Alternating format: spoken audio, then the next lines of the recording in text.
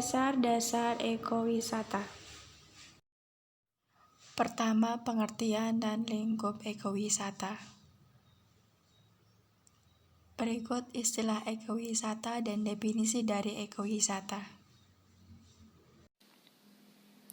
Prinsip ekowisata. Yang pertama, konservasi, kedua, ekonomi, ketiga, pendidikan, keempat, wisata, dan kelima, partisipasi masyarakat. 5 prinsip yang harus dipenuhi oleh kegiatan ekowisata.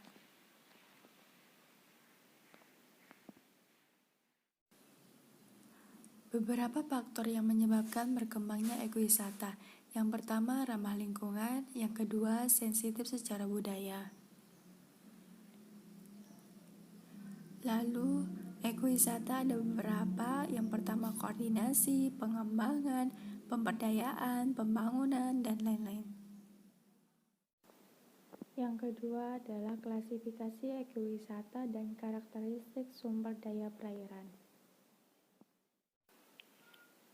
2 aspek pengembangan ekowisata, yaitu aspek destinasi dan aspek marketing. Potensi sumber daya perairan dan potensi sumber daya perairan di Indonesia. Ancaman terhadap sumber daya alam laut dan dampaknya. Yang ketiga, potensi sumber daya pesisir dan laut.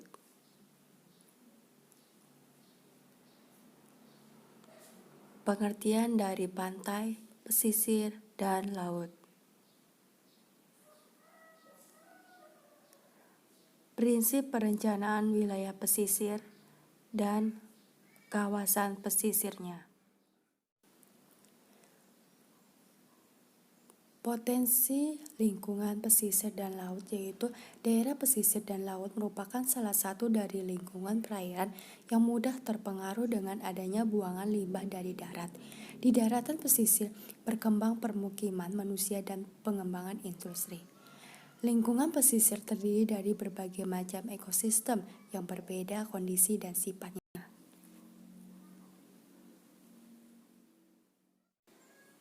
Yang keempat, potensi sumber daya danau, sungai, dan estuari. Danau, cekungan besar di permukaan bumi yang digenangi oleh air, bisa tawar maupun asin, yang seluruh cekungan tersebut dikelilingi oleh daratan.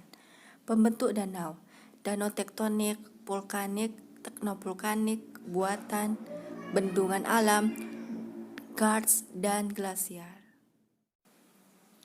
Klasifikasi sungai menurut sumber airnya. Sungai hujan, glaser, dan campuran. Fungsi dan manfaat sungai, yaitu penampung air, mengalirkan air ke hilir, pembangkit listrik, pusat dari ekosistem, tempat rekreasi, sumber energi pembangkit listrik, dan sebagainya.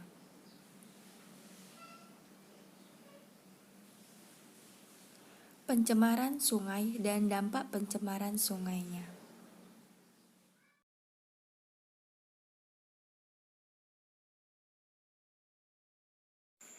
Yang kelima, ekowisata dan konservasi.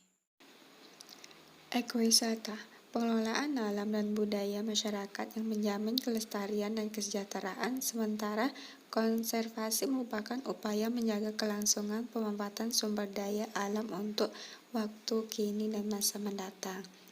Kawasan konservasi perairan dan sistem pengelolaannya.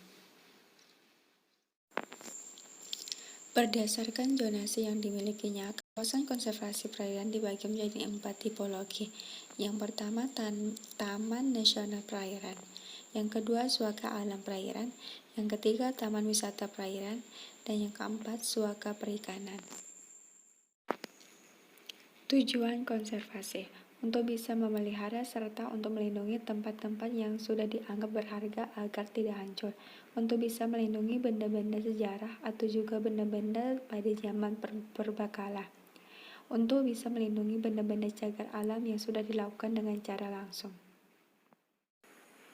Manfaat konservasi untuk melindungi kekayaan ekosistem alam dan memelihara suatu proses-proses ekologi ataupun keseimbangan ekosistem dengan cara berkelanjutan, untuk melindungi flora dan fauna, untuk melindungi ekosistem yang indah, dan sebagainya. Yang keenam, prinsip ekowisata berkelanjutan. Konsep berkelanjutan. Dimensi waktu karena berkelanjutan tidak lain menyangkut apa yang akan terjadi di masa yang akan datang. Dimensi interaksi antara sistem ekonomi dan sistem sumber daya alam dan lingkungan. Aspek berkelanjutan. Berkelanjutan dari sistem statik dan berkelanjutan dari sistem dinamik. Strategi pembangunan berkelanjutan. Pembangunan yang menjamin pemerataan dan keadilan sosial. Pembangunan yang menghargai keanekaragaman. Pembangunan yang menggunakan pendekatan integratif. Pembangunan yang meminta perspektif jangka panjang. Pendekatan pembangunan berkelanjutan. Keberkelanjutan ekologis, ekonomi, sosial budaya, politik, dan pertahanan dan keamanan.